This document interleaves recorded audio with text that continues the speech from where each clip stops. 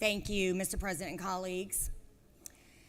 Hunting is a tradition deeply embedded in our culture, providing recreation, sustenance, and conservation benefits.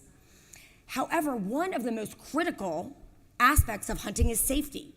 And today, I am so glad that we have this bill on the floor, sponsored by the representative and the senator, the best-dressed freshman here in the building, senator from the 49th. So I want to discuss this often overlooked yet vital component: fluorescent pink hunting outer garments.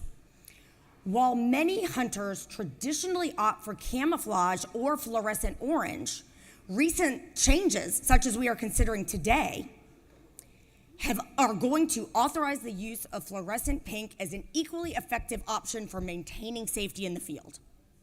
So first and foremost, let's discuss safety. The hunting community must prioritize safety above all else, and visibility plays a crucial role in preventing accidents.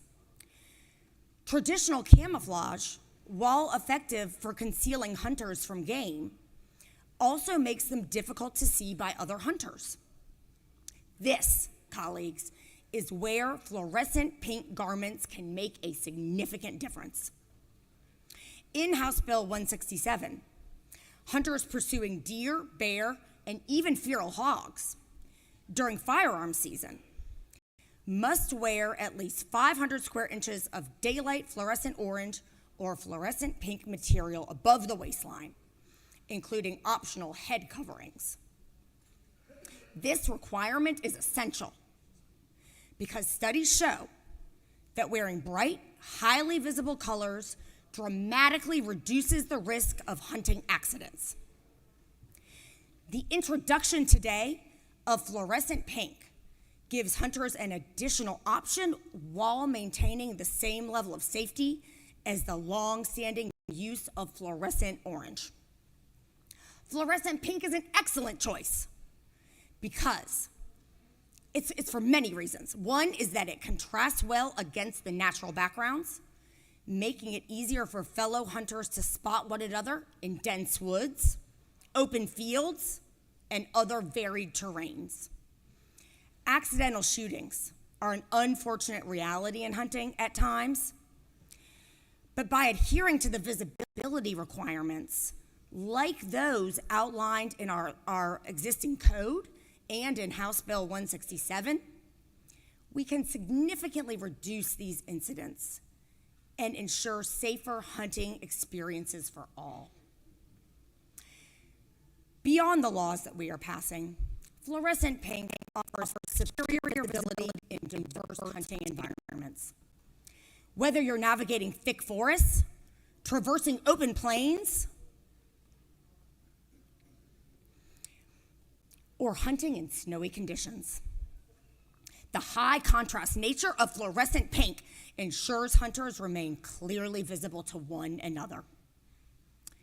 In wooded areas where shadows and varying light conditions obscure movement, fluorescent pink stands out, cutting through the visual clutter.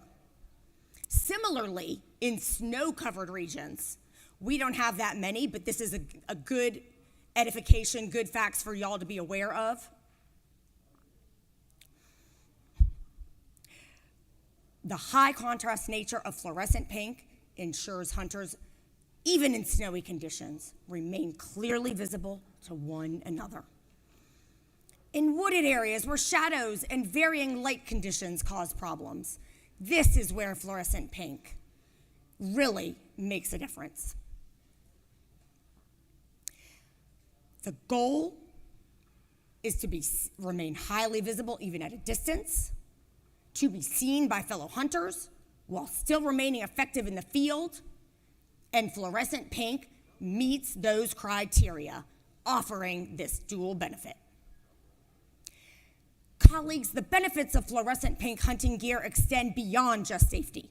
They also have a psychological impact on the wearer. Wearing a highly visible color increases confidence in the field by reducing anxiety about being mistaken for game. This allows hunters to focus more on their experience and enjoyment and less on the potential safety risks. Moreover, the normalization of fluorescent pink as a hunting color fosters a sense of community and shared responsibility.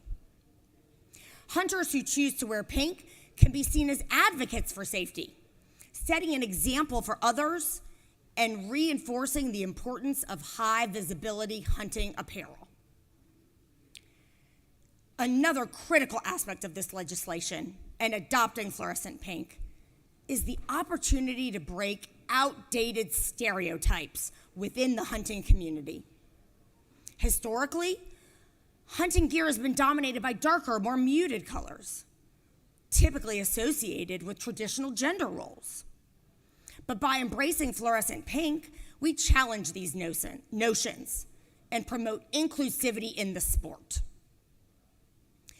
The introduction of pink hunting gear encourages a broader audience to participate, making hunting more accessible and appealing to a new generation of hunters. Colleagues, whether you are a seasoned outdoorsman, a woman looking to take up hunting, or a young person curious about the sport, fluorescent pink serves as a welcoming, universally recognized symbol of safety and responsibility in the field. In conclusion, fluorescent pink hunting outer garments are not just a bold fashion statement. They are a vital tool for enhancing safety, improving visibility, and fostering a more inclusive hunting culture. I exhort a yes vote on House Bill 167.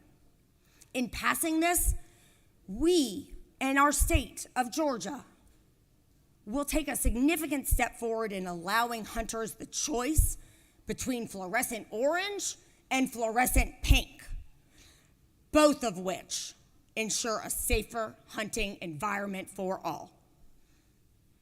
In fact, I urge all of you to consider incorporating fluorescent pink into your hunting wardrobe. Advocate for its use among your fellow hunters, as I will with mine. Educate newcomers about the importance of high visibility apparel and help make our hunting traditions safer and more inclusive for future generations. Together, we can create a culture of responsibility, visibility, and safety in the great outdoors. I thank the representative, and I thank the senator from the 49th for bringing forth this critical piece of legislation as a freshman. This took courage. This took courage. And today, he is wearing a pink shirt. Oh, and the representative is with him. Thank you, Representative Hagan, for your work. I can say it. Colleagues, it's wonderful to see us conduct this important business in the Senate chamber. Thank you for considering this legislation. Let us all go forward, arms linked, to create a safer and more inclusive hunting community. And with that, I am happy, Mr. President, to take questions, or I will yield the well, if there are none. Senator, I'm impressed.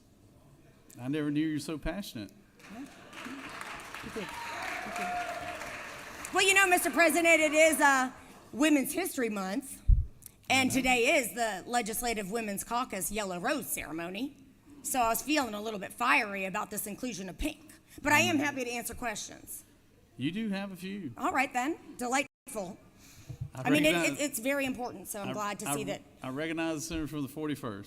Thank you, Mr. President. Senator, do you yield? I certainly do to my seatmate. Senator, will you yield for a series of questions? Yes, ma'am.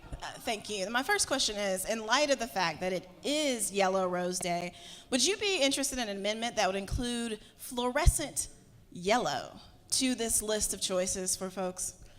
That is a great idea. Fluorescent yellow is actually known, when you think about it, as our safety color for like safety patrols. Orange is one, yellow is one. There were a number of students here this week, and their safety patrol apparatus was fluorescent orange, and I couldn't help but note how eye-catching it was. And I agree with you that that would create the similar visibility that the representative and the senator are going for in terms of hunting safety. And do you further yield? Yes, ma'am. So while we're talking about choices for hunters, I'm curious, in your opinion, would you agree that it would be important to make sure that women have choices when it comes to their reproductive rights? I do agree with that. And you know, again, it is Women's History Month. I am so glad to see this body moving forward, not just on safety, but in the recognition that there are many women who are hunters, right? And you know, we need to make progress on some of these other issues that also matter to women, Senator. Thank you for your questions. All right, Senator from the 14th. Thank you, Mr. President. As a senator, yield. Certainly. To I the certainly gentleman from Sandy appreciate. Springs. I certainly appreciate your passionate presentation. But are you aware that you said the word inclusion a lot during your speech? I did, because really that's what this bill is about. It's Senator- safety and inclusion. Senator, are you aware that word has been banned? Oh, that's well, right. I forgot about that. My apologies. Senator, Yes, do you sorry, receive Senator. any federal funding in your personal or professional capacity? I mean, I don't think so, but let me check my wallet. Let me Senator, check my are you computer. aware that if anyone finds out that you said inclusion from the well today several times, you may lose all of that federal funding? What I am glad about, Senator, I'm worried about that, but I am glad I'm a citizen and not a green card holder, because we are worried. I'm not worried about my free speech rights right now. Yes, I might be able to be attacked on my wallet, but I still can stand here in this well, and I am honored and privileged to be a senator and be able to speak on behalf of my constituents, and I do think that that's what our citizens should be able to do under the First Amendment to the United States Constitution. Thank you, Senator. I'll be honest, I missed that last answer because I started worrying and getting in my own head because I have also said the word inclusion today. So we might did. both be in trouble. Thank you, Senator. Recognize Senator from the 19th. I recognize Senator from the 50th. Thank you, Mr. President. Does Senator yield? Absolutely. Isn't it true that because of your staunch advocacy for this bill and your inspiring speech that the two senators from Macon have come together, and that if one senator will make his motion again, there will not be an objection if you yield the well right now? That would be my fondest wish. Thank you. Senator. All right, I'm sorry for all the rest of you that have questions and want to weigh in on the debate, but I will yield the well.